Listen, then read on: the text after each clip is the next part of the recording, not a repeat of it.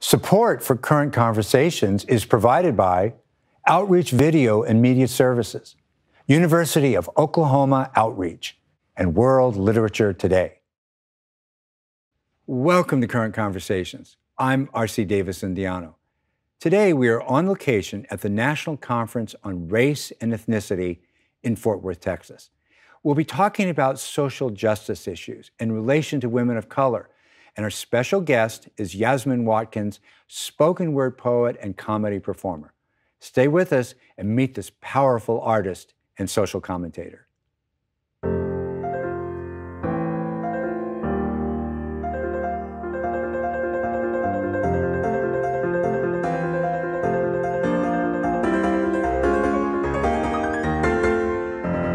Yazmin Monet Watkins, welcome to Current Conversations. It is so good to have you on this show. Thank you for the invitation. Well, kind of a dream come true for me. I've seen you perform for years as a spoken word artist and as an improv comic this year, so I love your work.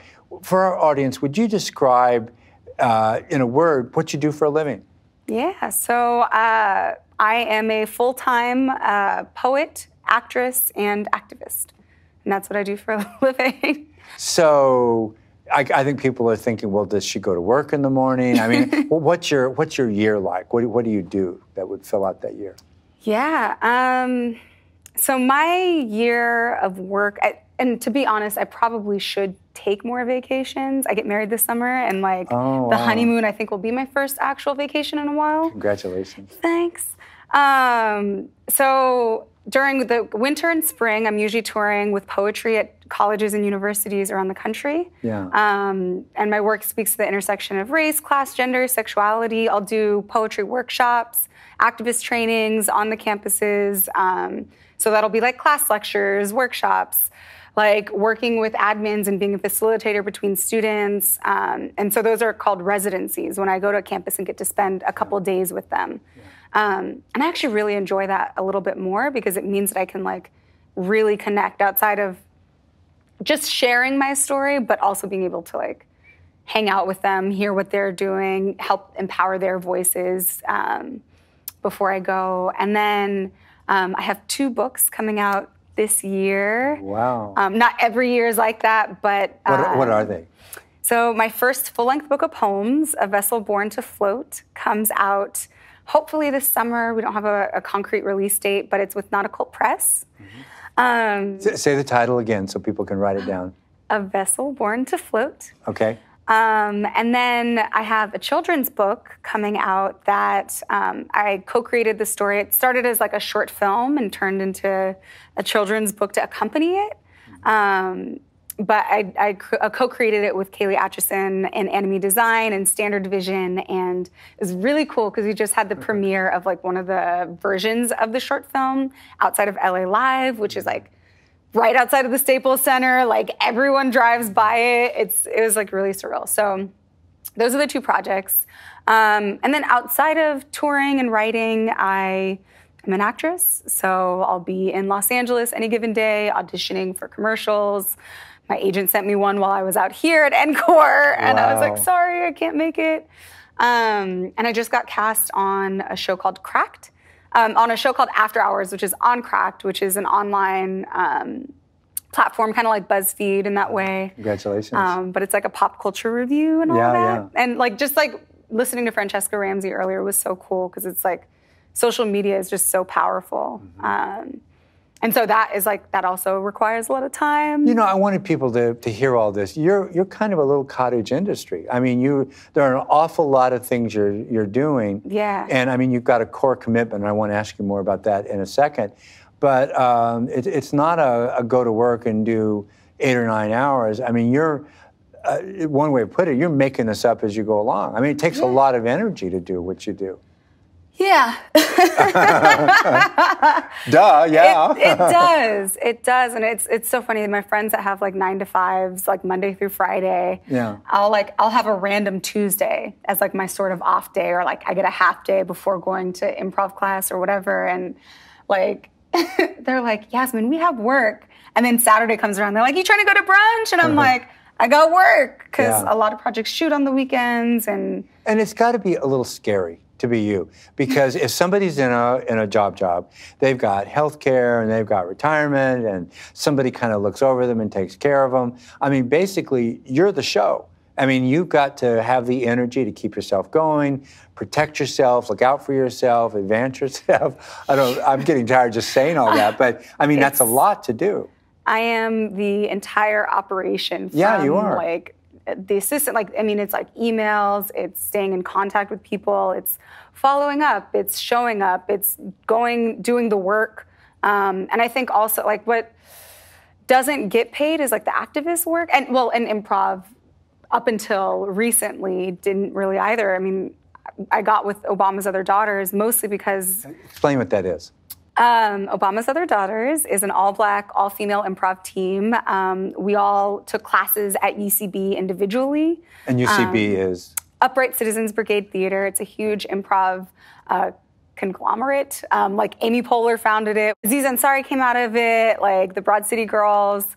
It's just like, it's a huge improv training, like, space for a lot of like comedians. And so we were all taking classes there, and one of our members was like, hey, you guys want to like get together and like play and like practice? And that practice group turned into this like group where we do workshops and performances. And it was really cool because this one girl was applying for the diversity scholarship, and the person who runs the program came up to us and she's like, she referenced you guys as a point of entry. She's like, I didn't know that Black girls, that like we could do improv or that we were welcome there. I wasn't interested in improv until I saw you guys perform.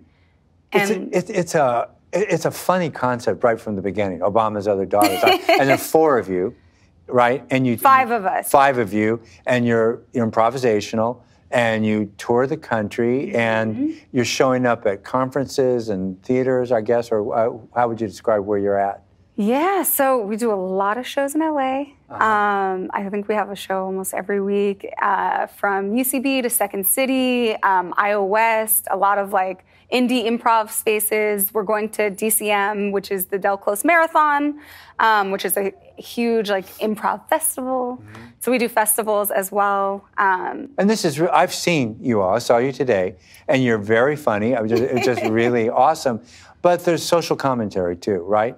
Yeah, and I think that's like the biggest part of what I want communicated in the art I do, whether it's poetry or acting or anything, is that I want to entertain, but then like slide in the message. So I call it like edutainment, where like I'll spit a poem and maybe someone isn't going to show up to a Black Lives Matter meeting or action that we have planned, but they'll hear about Waukesha Wilson, who was killed in police custody, through the poem, right? Yeah. Or they'll hear about the boys that I work with in prison. I like volunteer sometimes with incarcerated youth and like doing poetry workshops with them. And I think often their voices are not heard, and they're like thrown away folks. And so even if they're not coming to the prison with me, they are hearing about their story in my poetry, in the poetry that I'm able to share of theirs that they write and like that I help. What a scary concept, thrown away folks. You know, that's yeah. I mean, that is what it's our the truth. Prison yeah, system it's the truth. is. You know, I'm hearing this from what you're doing, the idea from several people. Kamau Bell, you know, does wonderful work, I think, on the United Shades of America. But there's a lot of comedy to it, so that he, I think, puts people at ease. Sometimes people say terrible things, but he comes back and recontextualizes it in a comic way. And Francesca Ramsey, I think, uses comedy. Incredible You're talking way. about the same thing. That's got to be kind of a new approach, I guess, really. Sort of getting people involved in things that otherwise, who say things that otherwise could be conversation stoppers. Well, about race and absolutely. class. I mean, it can be scary to like talk about these topics with your friends, your partners, your like lover, whoever. Like it can be terrifying. But I think when you bring someone to a show, or even like an Uber driver here in like Fort Worth, Texas, is like, hey, why are you here? And I'm like, well, National Conference on Race and Ethnicity and American Higher Education. I'm, you know, performing, doing poetry, doing workshops around improv and all of that. And so it's like, they can't not engage, right? Yeah, like, exactly, right. Could I put you on the spot to maybe do a little bit of spoken word performance right now? Sure. I have a poem. It's called The Playlist. I'm going to read it from my phone. Okay. But it's very much informed by like a sense of pride around being Black, but also some of the fears of just navigating the world as a Black person. So, and like there's 4 songs that inspired this poem. And it's Kanye West and Chance the Rapper, Ultralight Beam. I don't know if you've heard these songs, but look them up. Look them up, guys. Kendrick Lamar, Sing About Me, Beyonce and Kendrick song Freedom, and Kendrick Lamar's All Right. Okay. It is 1:20 on a Saturday afternoon. My partner and I are driving to my brother's house in Carson to celebrate the 1-year anniversary of my baby nephew's presence on this earth, the blessed breath in his lungs, the child still mercifully at play. His smile, a bright, gummy celebration. We tune the radio to a righteous gospel. This playlist, a litany for our survival. Up first, an ultralight beam in the darkest of our days. I hear prayer for the parents. I think of a different drive home, back to the privilege of a home.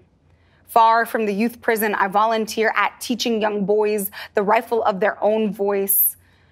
We are driving away from the news of one of ours.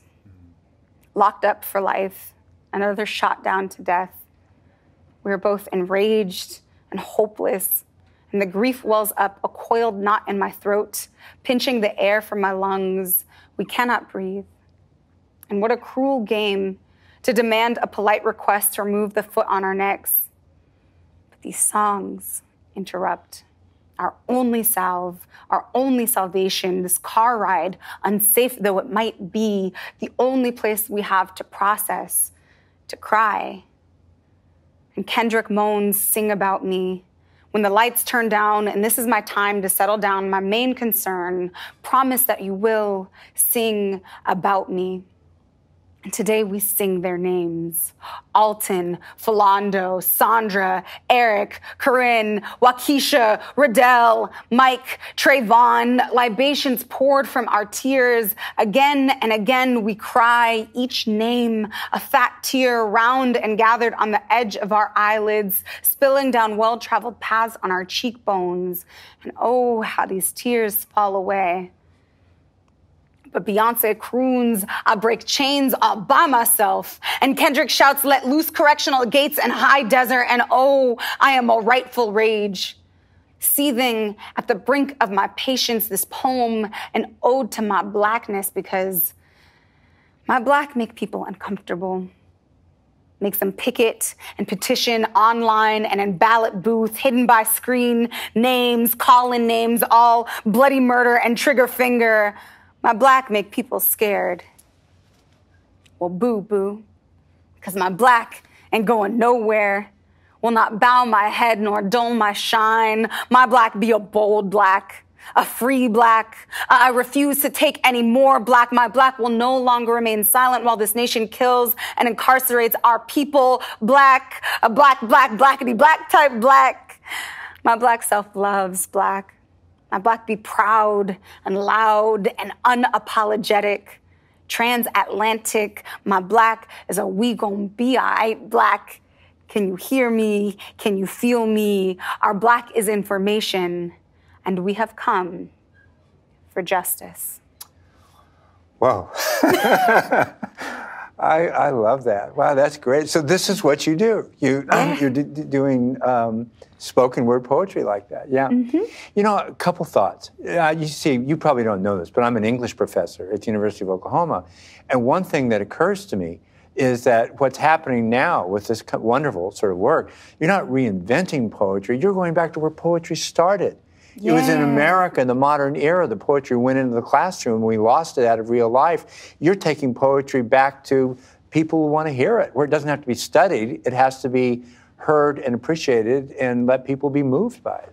And I think part of it too, what I love about like the sharing of the poetry out loud is that it's like a point of entry, right? Or like it's more accessible in a way that like... Powerful and accessible. This was wonderful. Thank you. Like, and not just like my poetry, but like spoken word in general, the idea of like, and Audre Lorde talks about like, not being afraid to like voice the things that that matter to you. And I'm like butchering the quote, but like what is most important to me must be shared and made verbal. Yeah. And like that idea that like I care deeply about my community, like creating space for other queer, like Black women, like, and to be honest, I'm here for Black women, like queer Black women. I know this about my purpose and like what I am doing in the world. And so creating space for other Black women and other Black girls to like see themselves and to shine and to like empower them to share their own stories is like really important to me. So like spoken word allows me to like share it out loud, right? And to reach folks that wouldn't necessarily make it to your English class, you know? Well, absolutely. And it makes poetry real again. You know what I'm saying? Or it's actually having an impact on life. There's somebody else I was thinking about, like statements similar to what Audre Lorde said. Bertolt Brecht said, don't be afraid to think crudely. That sometimes the thing that needs to be said, don't worry about being sophisticated, don't be worried about being smart. Sometimes you need to say the truth. And if it's crude, that's what you say. Right. And I think you're kind of following that. And life is messy. There's no like... cookie cutter way, even with like a 9 to 5 that you like figure things out. Like, I think what's led me to this point is trusting and pursuing the things that bring me joy. Yeah, absolutely. And that make me feel like I feel like I'm on purpose. And that's, I don't know, like. It seems to me to do the kind of amazing things you do. And you do so many things. There's a lot of incredible ambition here. You have to have a pretty good working definition for what you're doing, sort of a definition of social justice, your own version of it. Do you have one you could share? When you think of what you're doing in the big picture, the kind of social justice aims, how do you talk about it to yourself? What do you say? I mean, really, I see the work that I do creating space and safety for my people, and I know that's like kind of like my people, but like for queer Black women, for Black folk. I don't know how we get to this space where Black folks aren't getting shot, or trans Black bodies are not like floating up of rivers and blood around this or being nation, poisoned with bad water in Flint. Like these are the kinds of things that I think a lot of folks don't even know is happening. And I think it's the artist's job to really share the times, to talk about what's going on. And I love, BLM we close all of our meetings with Assata Shakur. And I'm sure you heard it, but it's like, it is our duty to fight for freedom. It is our duty to win. We must love and protect one another. We have nothing to lose but our chains. Ooh. And like. Echoes Karl Marx. Workers of the world arise, you have nothing to lose but your chains. Exactly. Yeah. And so that idea that like, it's our duty. It's not just like, it's our duty to do this work, but also like we have to love each other. And the work I do comes from a deep love for my people. Now, was there a single experience when you were growing up or when you're going through school that sort of crystallized for you, this kind of work needs to be done? Oh, I could do this work. This could really fit for me. Or was there a role model that kind of gave you that idea? Okay. How did this come about for you?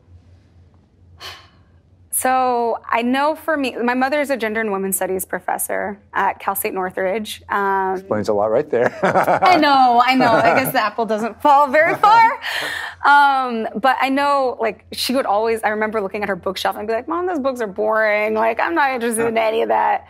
And I went to Dickinson on a Posse scholarship. It's a leadership scholarship. And I took Black feminist thought my sophomore year. And at that point, I thought I was going to be a veterinarian because I'm like, art is not real.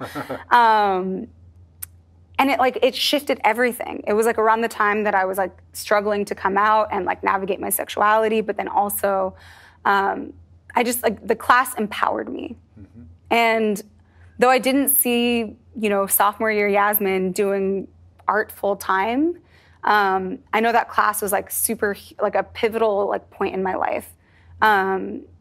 And also, like, I want to, like, give gratitude to all the other mothers who have helped raise me, from professors, teachers, like, elder women in my life, ancestors. Like I would not be who I am without the Black women who helped shape me.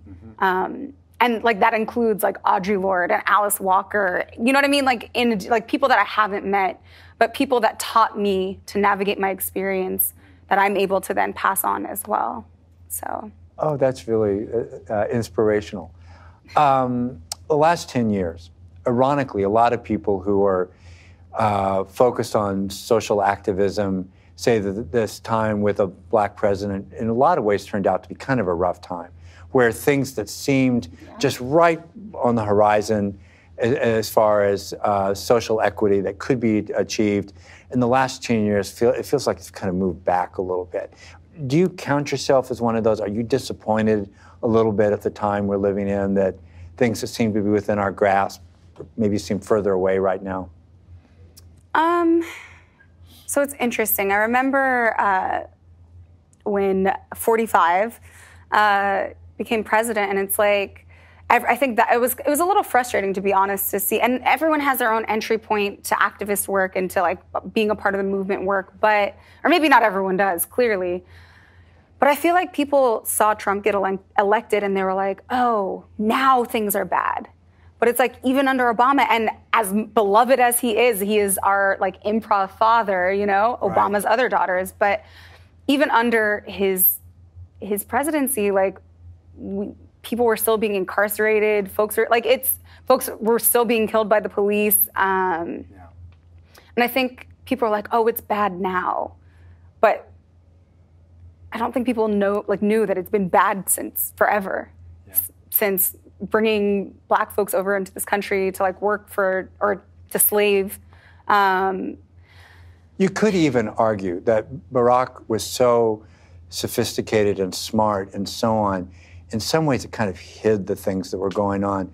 Whereas you could say Trump is not any of those things. And maybe it makes it a little bit easier because we can see the bigotry. It's out right loud. there on the surface, yeah. I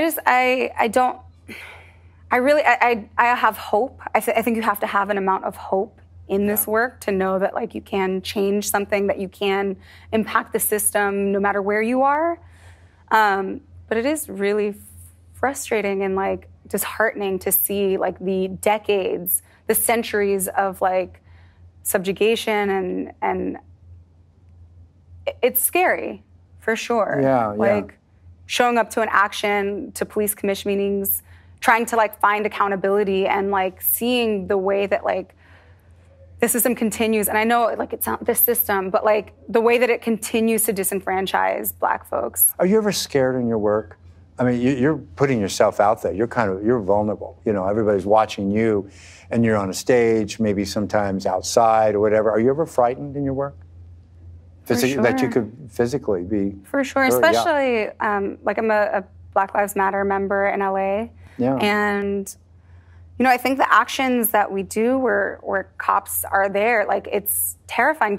Even like, so this work, for example, my improv teammate, she is from Texas, from Frisco. And we spent like a day at her place right before we came to this conference. And it's like bonding and we're all excited. And we were in her jacuzzi, like hanging out, and we were playing music from her phone or from the hot tub, whatever. And the cops rolled by. It was like 1 a.m, and they shouted through the fence, turn the music off. And it was like, okay, like we turned it off, and they're like, open the gate, we're gonna give you a $500 fine.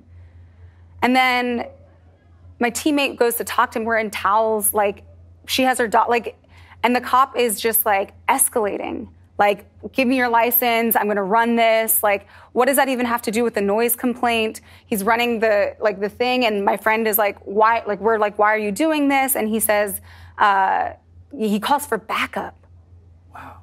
We're clearly in towels. Like, we're clearly freezing, because it's like, we just got out of the water, like, and he calls for backup. And you turned the music off? The second they were like, turn the music off, we turned it off. And he, it's scary. It's really scary. Because even if you're not doing anything, even if you follow the rules, even if you're the good, like this like good, bad narrative, like there's so, like the cops have so much power to like kill us at will. without repercussion. And I think before iPhones, especially. And I mean, it's like not, but this is what I mean about this not being new. We knew that we were being killed by the cops, but without the footage, no one believed us, right? Right. And now that we have it, I mean, this cop had on a body cam. So it's like, it's not like, it doesn't do anything if we're still dying, you know?